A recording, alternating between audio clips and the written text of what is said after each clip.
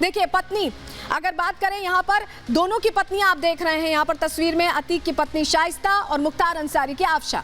लेकिन सबसे पहले बात अतीक की मौत जो होती है वो पुलिस कस्टडी में ही होती है। आपको याद है सरेआम शूटर्स आते हैं और मौत के घाट उतार देते हैं। वहीं मुख्तार अंसारी भी जेल में थे, हार्ट अटैक आता है, लेकिन पुलिस कस्टडी में ही मुख्तार अंसारी की भी मौत होती है। पत्नी शाइस्ता अतीक की अब तक फरार है, अभी तक कुछ अता पता नहीं है। वहीं मुख्तार अंसारी की पत्नी, इनामी पत्नी आफशा भी फरार बताई जा रही है। इनाम कितने का है आपको बता दें, शाइस्ता पर 50,000 का इनाम घोषित किया गया है, वहीं आफशा पर भी 50,000 का इनाम सरकार की तरफ से घोषित किया गया है।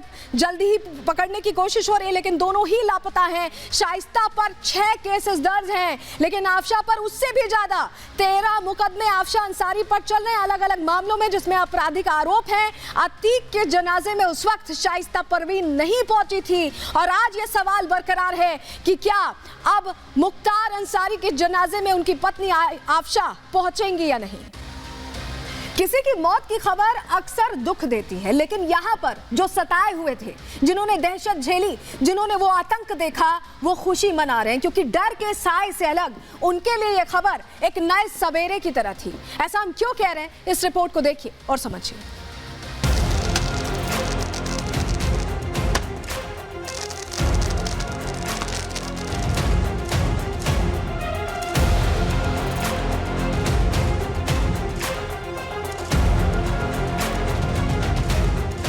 मुख्तार का ये रूप, रौब और रुतबा उसका रसूख बताने के लिए काफी है, लेकिन अब मुख्तार की दहशत दफन होने वाली है।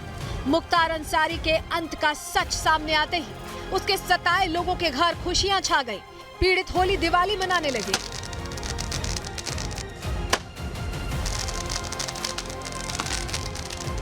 जुर्म की दुनिया में दहशत का दूसरा नाम बनकर जीने वाले पूर्वांचल के माफिया मुख्तार अंसारी की मौत हो चुकी है। वैसे तो मुख्तार के सताए लोगों की फहरिस्त काफी लंबी है, लेकिन सबसे ज्यादा चर्चित हत्याकांड में से एक है बीजेपी विधायक कृष्णानंद राय हत्याकांड, जब कृष्णानंद राय समेत 7 लोगों को मौत के घाट उतार दिया गया था। जिस तरीके से कृष्णानंद राय एक इलाके से दूसरे इलाके में जा रहे थे, उस वक्त बारिश हो रही थी, लेकिन वो अपनी गाड़ी से निकल करके एक और गाड़ी में बैठ जाते हैं। इसके बाद वो आगे बढ़ते हैं, इसके बाद कुछ लोग आके उन पर फायरिंग करते हैं और कृष्णानंद राय के साथ साथ 6 लोगों की मौके पर ही मौत हो जाती है। 60 से भी ज्यादा गोलियां मारी गई थी कृष्णानंद राय को। इसके साथ साथ 400 राउंड की उस गाड़ी पर फायरिंग की गई थी, जो अपने आप में बहुत बड़ा हत्याकांड था। सालों से कृष्णानंद राय का परिवार न्याय के इंतजार में था। आज पीड़ित परिवार न्याय बता रहा है। वो कह रहे हैं कि अपराधी के अपराध के बहीखाते का अंत हो गया है। मुख्तार की मौत के बाद कृष्णानंद राय की पत्नी अलका राय अपने बेटे पीयूष राय के साथ बाबा विश्वनाथ का दर्शन करने पहुंची। हमको तो भगवान बाबा विश्वनाथ पर पूरा भरोसा था। आज बाबा के विश्वनाथ की आशीर्वाद से, कृपा से मुझे न्याय मिला है, क्योंकि सीबीआई कोर्ट से भी हम लोग हार गए थे।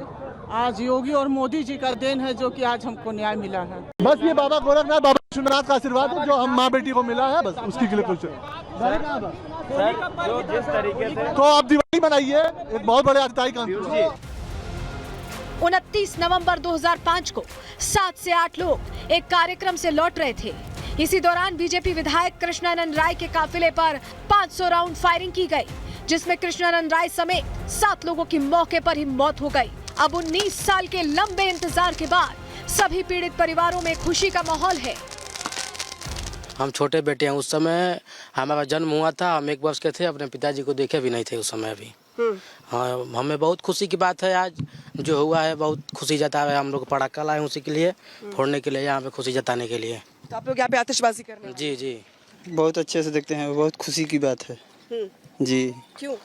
हमारे चाचा शहीद हो गए, स्वर्गीय अखिलेश राय। हाँ, हम लोगों के लिए आज खुशी का दिन है। खुशी का दिन जी। मुख्तार की तूती तो पूरे पूर्वांचल में बोलती थी, लेकिन मऊ से वो 5 बार विधायक रहा। 2009 में उसी मऊ में ठेकेदार मन्ना सिंह और उसके गनर के दिन दहाड़े गोली मारकर हत्या कर दी गई थी। आरोप मुख्तार पर लगा और पीड़ित परिवार लगातार इंसाफ के लिए लड़ता रहा। हमको अंदर से बहुत शांति और सुकून मिल रहा है और बहुत हम अंदर खुश है। हमको खुशी की आंसू आ रहे। खुशी से हम बहुत खुश हैं और मेरे पति की आत्मा को शांति मिला है। हम बहुत खुश हैं, बहुत जितना चाहिए उतना ही खुश हैं। पूर्वांचल में बाहुबलियों की गिनती में शुमार मुख्तार अंसारी के सताए विधायक और ठेकेदार ही नहीं थे, उस लिस्ट में डीएसपी भी शामिल रहे हैं। उत्तर प्रदेश के पूर्व डीएसपी शैलेंद्र सिंह को माफिया और बाहुबली मुख्तार अंसारी पर नजर रखने के लिए भेजा गया था, लेकिन मुख्तार की वजह से उन्हें अपने पद और नौकरी से इस्तीफा देना पड़ा। बाद में उन पर मुकदमा दर्ज किया गया और गिरफ्तार कर जेल तक भेज दिया गया। लेकिन 2021 में योगी सरकार ने कोर्ट के आदेश पर शैलेंद्र सिंह के खिलाफ दर्ज किए गए सभी मामले वापस ले लिए। जिस समय मुख्तार सरकार के समर्थन से अपने चरम पे था, उस समय हमारा अकेले स्टैंड लेना मेरे लिए भारी पड़ा और मुझे सर्विस भी गंवानी पड़ी। इवन मुझे अपने परिवार को सुरक्षित रखने में बहुत मशक्कत करनी पड़ी।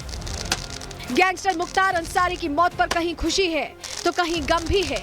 एक खास तबका उसे हीरो मानता है, उसकी मौत पर संदेह जता रहा है, जांच की मांग कर रहा है, लेकिन उन परिवारों में खुशी का माहौल है जो सालों से न्याय के इंतजार में थे। Bureau report, Republic Bharat. चलिए अब मुख्तार अंसारी की पूरी क्राइम कुंडली भी आपको बता देते हैं, क्योंकि बहुत लंबा हिसाब किताब रहा है। आपके सामने जानकारी चलिए जल्दी से रख रहे हैं, कितना खूंखार था मुख्तार। अब ये जान लीजिए, माफिया गतिविधियों में शामिल रहा था, बहुत से आरोप लगे थे, इसी तरह की गतिविधियों में शामिल रहता था और इसी को लेकर प्रचलित था। गैंगस्टर के रूप में उसने अपनी पहचान बनाई थी और 90 के दशक के दौर की अगर हम बात करें तो पूर्वांचल में उसकी तूती बोलती थी, उसके इशारे पर सब कुछ चलता था। पूर्वांचल में दबदबे के लिए सैलरी पर, आप सोचिए उस दौर में डर और दहशत फैलाने के लिए सैलरी पर शूटर्स बकायदा रखे गए थे। अपराध जगत से लेकर, शुरुआत अपराध जगत से की और सियासत तक धमक थी मुख्तार अंसारी की। इस तरह से उसने अपनी पकड़ बनाई थी। 2017 से मुख्तार पर शिकंजा कसने लगा, सरकार बदली, तस्वीर बदली और यही वजह कि इस तरह की माफियाओं पर दबदबा जो इनका था वो खत्म होने लगा। मुख्तार 15 साल से जेल में बंद था, लेकिन इन 15 सालों के दौरान भी कहा जाता है कि जेल में रहते हुए भी बहुत से क्राइम किए थे। मुख्तार पर करीब 60 केस दर्ज थे, 60 केस दर्ज थे जिनमें सब पर फैसला भी नहीं आया। आप सोचिए, कई मामलों में तो जरूर उम्र कैद की सजा मिल गई, लेकिन कई मामले अभी भी पेंडिंग हैं, अभी भी चल रहे हैं। लेकिन मुख्तार पर कहां कितने केस दर्ज हैं ये भी आपको बता देते हैं। देखिए, लखनऊ में 9 केस, मऊ की बात करें तो यहां पर भी 9 केस दर्ज थे। इसके अलावा वाराणसी में 8 केसेस दर्ज थे, आजमगढ़ में 3 केसेस, ये पूरी वो बेल्ट है उत्तर प्रदेश की। दिल्ली में भी देखिए 3 केसेस दर्ज थे और बाराबंकी में 2 केस दर्ज थे। इसके अलावा चंदौली में 1, सोनभद्र में, आप सोचिए अलग अलग शहरों में अलग अलग मामले जिसमें केस दर्ज थे। आगरा, बांदा में 1-1 केस दर्ज था। बहुत से केस ऐसे हैं जिनमें अभी तक कोई फैसला नहीं आया। मोहाली में भी, पंजाब पहुंच गए, सोचिए मोहाली में भी 1 केस दर्ज है। तो आप ये समझिए बहुत से ऐसे केसेस थे जो कि मुख्तार पर चल रहे थे। क्राइम कुंडली बहुत लंबी रही है, लेकिन कैसे मुख्तार के खौफ से पूरा पूर्वांचल कांपता था। एक डर था, एक दहशत थी।